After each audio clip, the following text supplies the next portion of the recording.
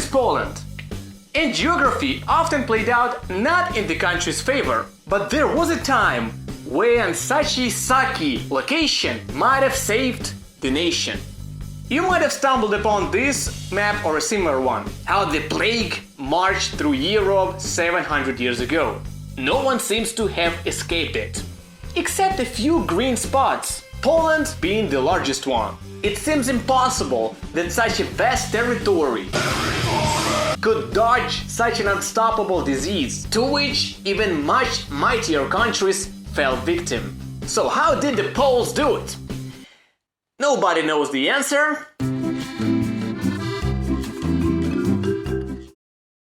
There are myths about why Poland got off easy. For example, people say that they had a lot of cats and few rats, and that they drank a lot of vodka and even washed dishes with it. Cannot bust nor confirm them. But even if true, just kitties and booze would probably not be enough to stop the Black Death.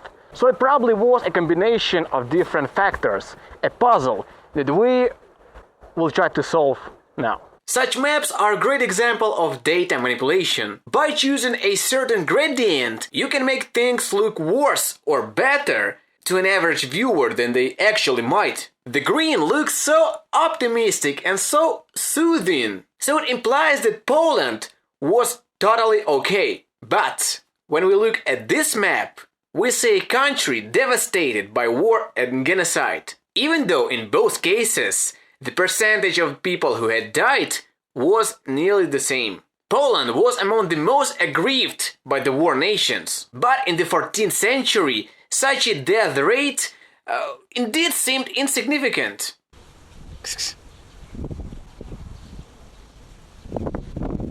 Surviving an epidemic includes 4 aspects: isolation, sanitation, medication, and predisposition. Isolation, backed up by sanitation, restrains the spread of the disease. Medication saves those already sick, and predisposition defines how many could be infected and killed in the first place due to the genes or immunity. So let's break those down and see where Poland could have had aces to win the game of the Black Death. Medication.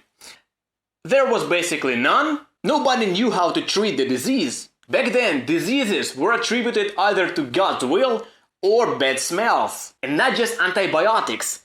Germs would yet to be discovered. Autopsy was banned, as well as the antique works on medicine. And so the medieval physicians had a vague understanding of what's inside human body.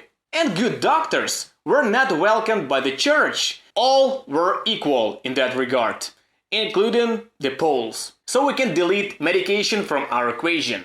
Isolation. The plague penetrated Europe primarily by sea on merchant ships, so the first to fall were the ports. And then it passed into the interior regions via land trade routes. Even though Poland had access to the ocean, their coastal share was way smaller than now. And traffic in the Baltic Sea was kind of sluggish in the 14th century due to isolation, northern location, and few traders there. Unlike the Mediterranean, which is connecting 3 continents and dozens of countries. Well, Scandinavia, despite being so far north, was hit by the plague even earlier than, say, Germany, all thanks to the open ocean and that the people were up to piracy and robbing ships, often filled with infection. However, there were countries even more isolated, but still had suffered from the plague badly, such as Iceland and Greenland. And on the other hand, there were cities that seemed to have stood the pandemic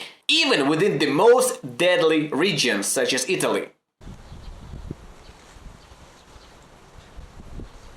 Look at this map. The trading network crossed the continent far and wide, being the densest from Italy to the Netherlands. Consequently, the plague was spreading there the fastest. And one of a few rather blank pieces of the map is, you guessed it, Poland. But how about the East?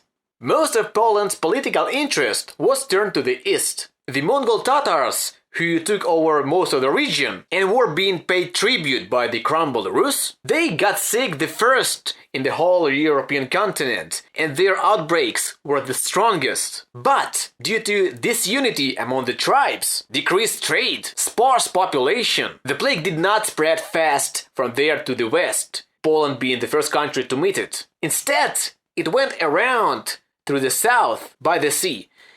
And then you know the story. Plus, Poland itself was among the most sparsely inhabited regions of what's now the European Union. The disease was ravaging around it, but didn't get to it fast, so they were like in the eye of the hurricane. And so they had time to get prepared. Of course, if the management was right. Then Polish king, Casimir, was known as an effective ruler. By the medieval standards, of course. And he was sane and brave enough to lock the entire country down, without relying on God or saints, but human reason, will and discipline. Traders were forced to stay away from the Polish towns until proven they don't carry the infection. And you know that medieval Europe was full of shit in all senses.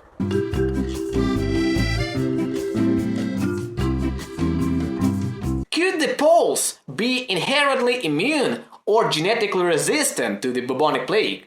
It's not likely, and it actually might have resulted in the exact opposite. Nations who had suffered the most from the disease would have had a better herd immunity afterwards, as they were repopulated by those who survived. And in the 19th century, it was observed that Poland had a lesser resistance to Yersinia pestis compared to the rest of Europe. So the other side of their luck then was the lack of herd immunity later. And so the answer may be all of that together must have been enough to keep it right below the threshold of disaster.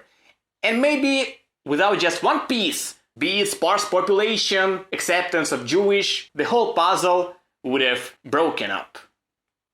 Or kitties, stay safe and sane there.